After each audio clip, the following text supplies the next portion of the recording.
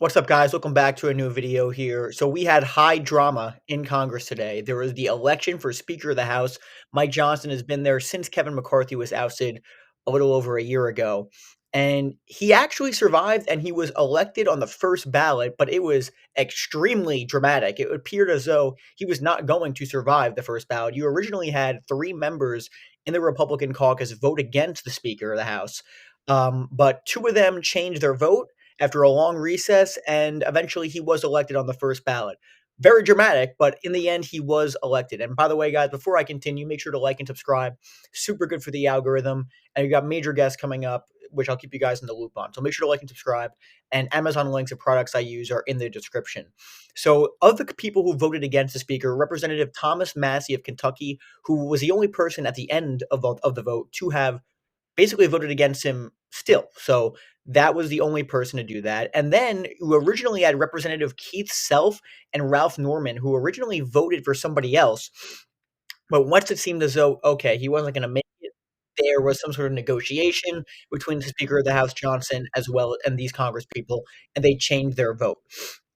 There was also a number of people, Chip Roy, Freedom Caucus, a number of members who actually just voted present in the beginning, and then they eventually just voted for Mike Johnson. And guys, the reason why this was high stakes was, let's just say there was a number of members who voted present.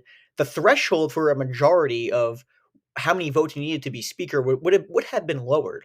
So it was essential that they voted for the Republican, in this case, Mike Johnson, because if they didn't, Hakeem Jeffrey, the Democratic leader, would have been elected. And let's just say that would have been absolutely insane if that was the case. And, that would have been the end of Trump's agenda, and it would have just been the party in chaos. So that was not really likely, but you never know these days in American politics. So after a long recess, Mike Johnson was able to get the votes, and an impressive win, guys. There's no question about it. Especially when you consider not Mike McCarthy, Jesus, Kevin McCarthy was unable to, after a long series of votes, was unable to remain speaker after the motion to vacate vote. So again, pretty wild and an impressive win for Mike Johnson.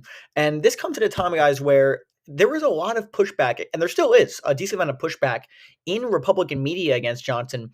Again, many of the big personalities, the Ben Shapiro's of the world, like the Daily Wire people, yeah, they're mostly in support of guys. I mean, they're pretty much in lockstep with guys like Mike Johnson. There's no question.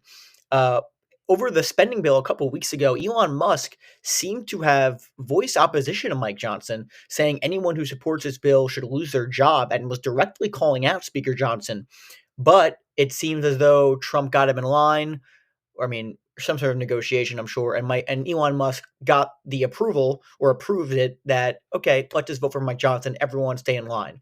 So he supported it. Guys like Tucker Carlson, who was very against Mike Johnson, has criticized him heavily in the past. I'm not sure if he's made a statement on this, but he definitely would have been in the Thomas Massey camp.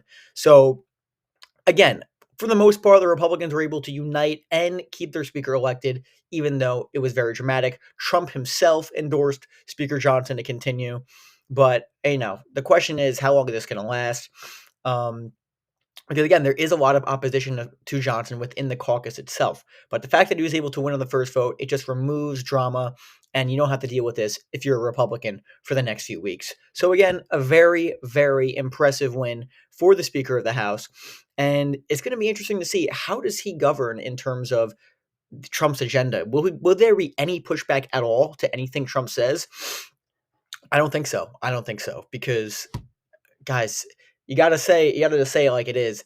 He is completely aligned with Trump, and if he turns on him at all, they're just going to vacate his position and get someone else in there. So he's basically a lame duck in the sense where he does not have that much power. I mean, he is obligated to the MAGA base, to the Trump base, and if he doesn't listen to them, he'll be removed immediately. And hey, to be fair, a lot of Trump voters are probably totally okay with that. The Democrats, I'm sure, would love to have a leader who was completely in line and lockstep with their voters. So it's going to be interesting to see how this all plays out. But again, the headline today is the House Speaker, Mike Johnson, is able to retain his position, elected in the first ballot in an impressive win. There's no question about it. So that's what I got for you today.